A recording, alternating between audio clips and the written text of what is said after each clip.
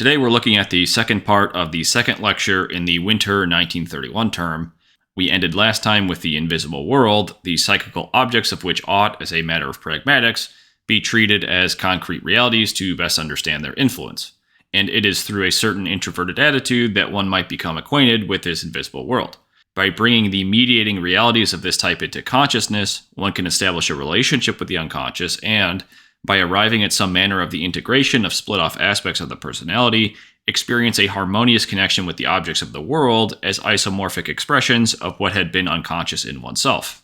Then recall that from this encounter with the instincts, the animal, emerges the image of a mature woman, a spontaneous emergence of the deeper self from the sort of dead-end encounter with the instincts. It is a spontaneous act of nature according to the laws of psychological compensation, in which this divine self above emerges as a reaction to the animal below. Now we arrive at the theme of the second part of this lecture, which is an emergence in the visioner's consciousness, just as it was an emergence in history, from the three pagan visions to increasingly Christian ones. Jung begins this transition by noting that the image of this woman is an image of complete sanctification, a concept familiar across Christian denominations, of the perfection of the human being's two natures. He then begins to trace the differences between the old ecstatic mystery rites, for example those of Eleusis, with Christian rites. The old rites took this experience of the higher self as an end in itself. It was the deification of the individual. But in the vision, the visioner encounters the trouble with this view when she is pulled by a seahorse through a landscape of rainbows. It is a fantastical deification that leaves the two selves, the higher and the lower, forever at odds, a state possible because of the level of unconsciousness in early psychical modes. The next vision then shows the first movement towards the resolution of these two selves, in which the visioner sees a sheep on an altar which has been sacrificed.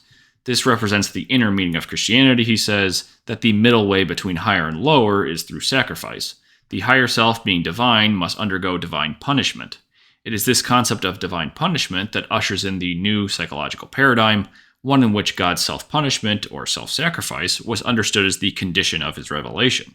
Man is identified with God, believes himself to be God, and so the sacrifice of God himself is seen as a great divine defeat. Yet that with which man identifies is not God, and only its sacrifice brings the revelation of the true God. That which is not God is given up, so that which is can be revealed. And finally, relative to this revelation, the crucifixion of God, man sees himself and his sinful nature. This awareness of sin against a self-sacrificing God is the Christian innovation. Whereas in the pagan rites, the vision of God led to a deification of man, in the Christian rites, God's sacrificial acts lead to a proper relationship with him.